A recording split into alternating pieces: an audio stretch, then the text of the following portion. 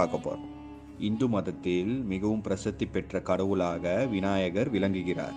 பொதுவாக மற்ற கடவுள்களைப் போல மனித முகம் கொண்டிருக்காமல் இவர் யானை முகத்தை கொண்டிருக்கிறார். இந்துக்கள் பொதுவாக ஏதாவது ஒரு காரியத்தை தொடங்குவதற்கு முன்பு முதலில் விநாயகரையே வணங்குவார்கள். அதோடு மட்டும் இல்லாமல் எந்த கோயிலுக்கு வழிபட சென்றாலும் முதலில் விநாயகரையே பக்தர்கள் வணங்குவார்கள். விநாயகருக்கு ஏகதந்த மூர்த்தி என்ற பெயரும் உள்ளது. ஏகதந்தா என்றால் ஒற்றை தந்தம் உடையவன் என்று பொருள். முன்பொரு காலத்தில் ஒரு காட்டில் ஜமதக்கினி முனிவர் தன் மனைவி ரேணுகா மற்றும் மகன் பார்கவாவுடன் வாழ்ந்து வந்தார். அந்த காட்டிற்கு அருகிலுள்ள நாட்டை காத்தவீரய அர்ஜுனன் என்ற அரசன் ஆட்சி செய்து வந்தார். ஒரு நாள் வேட்டையாட வந்த அரசர் காட்டில் வழி தவறி விட்டார். காட்டில் வழி தவறிய அரசருக்கும் அவரது படைக்கும் யாரிடம் வழி